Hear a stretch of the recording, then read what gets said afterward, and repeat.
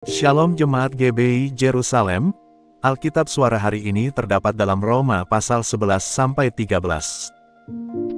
Roma pasal 11. Maka aku bertanya, adakah Allah mungkin telah menolak umatnya? Sekali-kali tidak. Karena aku sendiri pun orang Israel, dari keturunan Abraham, dari suku Benyamin. Allah tidak menolak umatnya yang dipilihnya.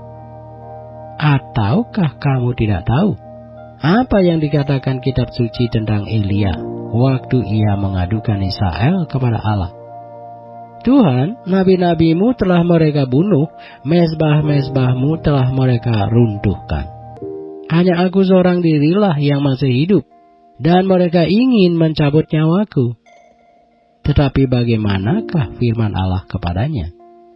Aku masih meninggalkan 7.000 orang bagiku yang tidak pernah sujud menyembah Baal. Demikian juga pada waktu ini. Ada tinggal suatu sisa menurut pilihan kasih karunia. Tetapi jika hal itu terjadi karena kasih karunia, maka bukan lagi karena perbuatan.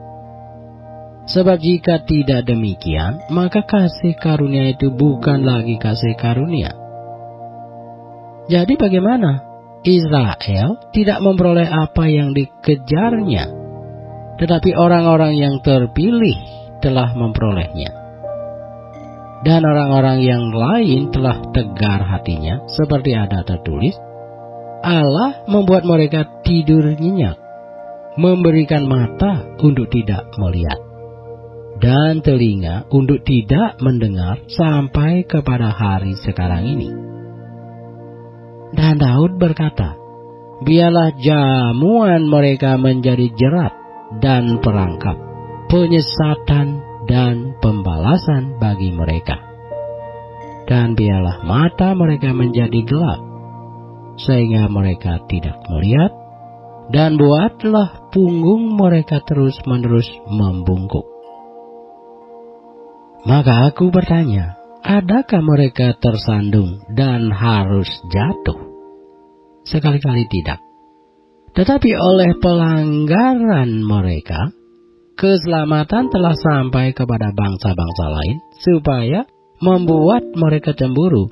Sebab jika pelanggaran mereka berarti kekayaan bagi dunia, dan kekurangan mereka kekayaan bagi bangsa-bangsa lain, terlebih-lebih lagi kesempurnaan mereka.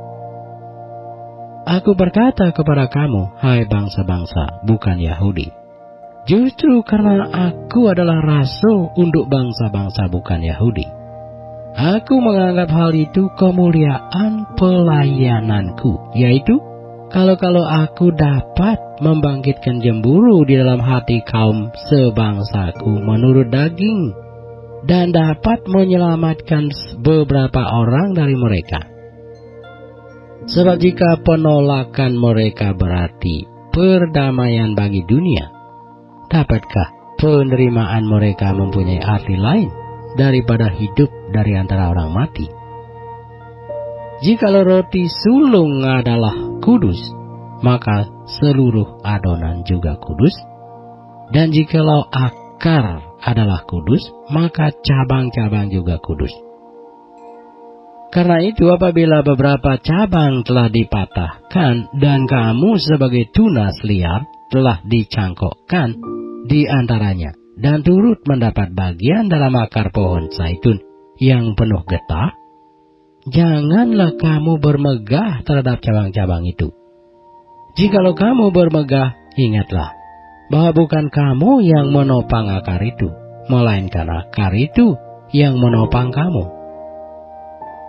Mungkin kamu akan berkata, ada cabang-cabang yang dipatahkan supaya aku dicangkokkan di antaranya sebagai tunas. Baiklah, mereka dipatahkan karena ketidakpercayaan mereka, dan kamu tegak tercacak karena iman. Janganlah kamu sombong, tetapi takutlah, sebab kalau Allah tidak menyayangkan cabang-cabang asli, Ia juga tidak akan menyayangkan kamu. Sebab itu, perhatikanlah kemurahan Allah dan juga kekerasannya, yaitu kekerasan atas orang-orang yang telah jatuh. Tetapi atas kamu, kemurahannya, yaitu jika kamu tetap dalam kemurahannya. Jika tidak, kamu pun akan dipotong juga. Tetapi mereka pun akan dicangkokkan kembali jika mereka tidak tetap dalam ketidakpercayaan mereka. Sebab Allah berkuasa untuk mencangkokkan mereka kembali.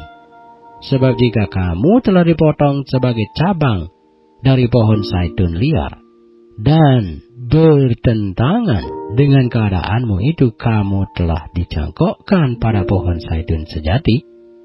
Terlebih lagi mereka ini yang menurut asal mereka akan dicangkokkan pada pohon zaitun mereka sendiri. Sebab saudara-saudara, supaya kamu jangan menganggap dirimu pandai, aku mau agar kamu mengetahui rahasia ini. Sebagian dari Israel telah menjadi tegar sampai jumlah yang penuh dari bangsa-bangsa lain telah masuk. Dengan jalan demikian, seluruh Israel akan diselamatkan, seperti ada tertulis, dari Sion akan datang penebus, ia akan menyingkirkan segala kefasikan daripada Yakub. Dan inilah perjanjianku dengan mereka apabila aku menghapuskan dosa mereka. Mengenai Injil mereka adalah seteru Allah oleh karena kamu. Tetapi mengenai pilihan, mereka adalah kekasih Allah oleh karena nenek moyang. Sebab Allah tidak menyesali kasih karunia dan panggilannya. Sebab sama seperti kamu dahulu tidak taat kepada Allah, tetapi sekarang beroleh kemurahan oleh ketidaktaatan mereka. Demikian juga mereka sekarang tidak taat, supaya oleh kemurahan yang telah kamu peroleh, mereka juga akan beroleh kemurahan. Sebab Allah telah mengurung semua orang dalam ketidaktaatan, supaya ia dapat menunjukkan kemurahannya atas mereka semua. Oh, alangkah dalamnya kekayaan, hikmat, dan pengetahuan Allah. Sungguh tak terselidiki keputusan-keputusannya, dan sungguh tak diselami jalan-jalannya. Sebab siapakah yang mengetahui pikiran Tuhan? Atau siapakah yang pernah menjadi penasihatnya? Atau siapakah yang pernah memberikan sesuatu kepadanya, sehingga ia harus menggantikannya? Sebab segala sesuatu adalah dari Dia, dan oleh Dia, dan kepada Dia. Bagi Dialah kemuliaan sampai selama-lamanya. Roma pasal 12. Karena itu saudara-saudara, demi kemurahan Allah, aku menasihatkan kamu, supaya kamu mempersembahkan tubuhmu sebagai persembahan yang hidup, yang kudus, dan yang berkenan kepada Allah. Itu adalah ibadahmu yang sejati. Janganlah kamu menjadi serupa dengan dunia ini, tetapi berubahlah oleh pembaharuan budimu, sehingga kamu dapat membedakan manakah kehendak Allah, apa yang baik, yang berkenan kepada Allah, dan yang sempurna. Berdasarkan kasih karunia yang dianugerahkan kepadaku, aku berkata kepada setiap orang di antara kamu, janganlah kamu memikirkan hal-hal yang lebih tinggi daripada yang patut kamu pikirkan. Tetapi hendaklah kamu berpikir begitu rupa, sehingga kamu menguasai diri menurut ukuran iman yang dikaruniakan Allah kepada kamu masing-masing. Sebab sama seperti pada satu tubuh, kita mempunyai banyak anggota, tetapi tidak semua anggota itu mempunyai tugas yang sama. Demikian juga kita, walaupun banyak, adalah satu tubuh di dalam Kristus, tetapi kita masing-masing adalah anggota yang seorang terhadap yang lain, demikianlah kita mempunyai karunia yang berlain-lainan menurut kasih karunia yang dianugerahkan kepada kita. Jika karunia itu adalah untuk bernubuat, baiklah kita melakukannya sesuai dengan iman kita. Jika karunia untuk melayani, baiklah kita melayani. Jika karunia untuk mengajar, baiklah kita mengajar. Jika karunia untuk menasihati, baiklah kita menasihati. Siapa yang membagi-bagikan sesuatu, hendaklah ia melakukannya dengan hati yang ikhlas. Siapa yang memberi pimpinan, hendaklah ia melakukannya dengan rajin. Siapa yang menunjukkan kemurahan, hendaklah ia melakukannya dengan sukacita. Hendaklah kasih itu jangan pura-pura. Jauhilah yang jahat dan lakukanlah yang baik. Hendaklah kamu saling mengasihi sebagai saudara dan saling mendahului dalam memberi hormat. Janganlah hendaknya kerajinanmu kendor. Biarlah rohmu menyala-nyala dan layanilah Tuhan. Bersukacitalah dalam pengharapan. Sabarlah dalam kesesakan. Dan bertekunlah dalam doa. Bantulah dalam kekurangan orang-orang kudus. Dan usahakanlah dirimu untuk selalu memberikan tumpangan. Berkatilah siapa yang menganiaya kamu, berkatilah dan jangan mengutuk. Bersukacitalah dengan orang yang bersukacita, dan menangislah dengan orang yang menangis. Hendaklah kamu sehati sepikir dalam hidupmu bersama. Janganlah kamu memikirkan perkara-perkara yang tinggi, tetapi arahkanlah dirimu kepada perkara-perkara yang sederhana. Janganlah menganggap dirimu pandai. Janganlah membalas kejahatan dengan kejahatan. Lakukanlah apa yang baik bagi semua orang. Sedapat-dapatnya, kalau hal itu bergantung padamu, hiduplah dalam perdamaian dengan semua orang. Saudara-saudaraku yang kekasih, janganlah kamu sendiri menuntut pembalasan, tetapi berilah tempat kepada murka Allah. Sebab ada tertulis, pembalasan itu adalah hakku. Akulah yang akan menuntut pembalasan, firman Tuhan. Tetapi jika seterumu lapar, berilah dia makan. Jika ia haus, berilah dia minum. Dengan berbuat demikian, kamu menumpukkan bara api di atas kepalanya.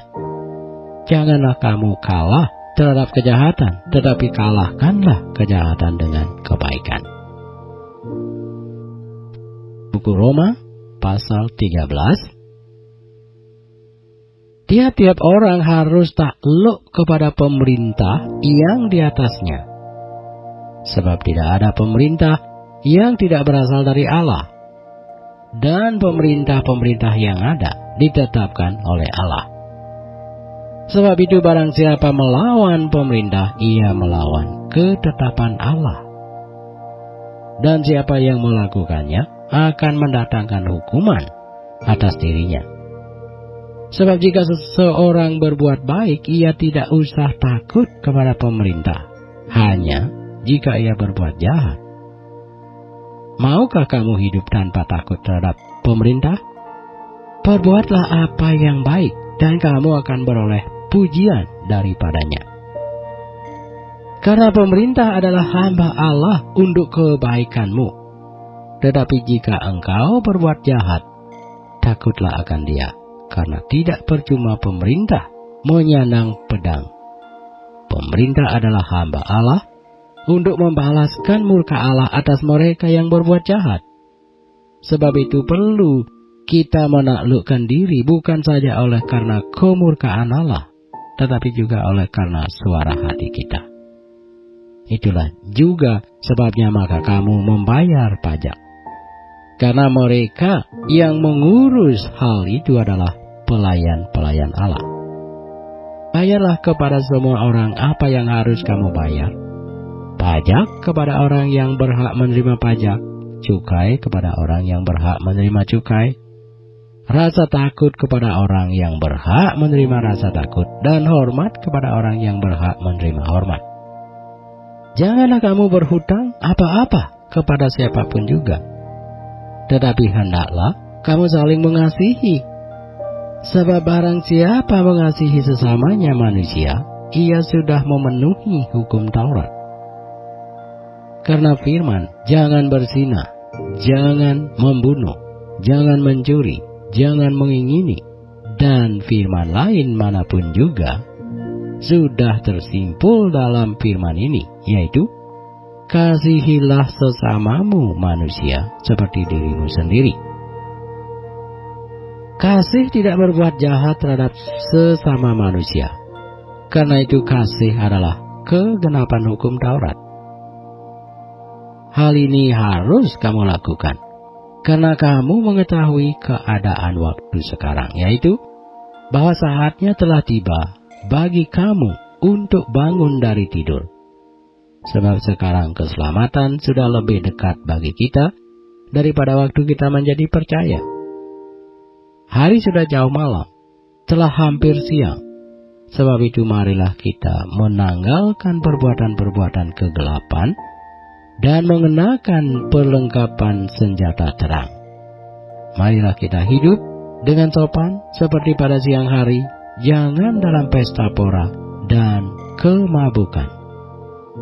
Jangan dalam percabulan dan hawa nafsu. Jangan dalam perselisihan dan iri hati. Tetapi kenakanlah Tuhan Yesus Kristus sebagai perlengkapan senjata terang, dan janganlah merawat tubuhmu untuk memuaskan keinginannya.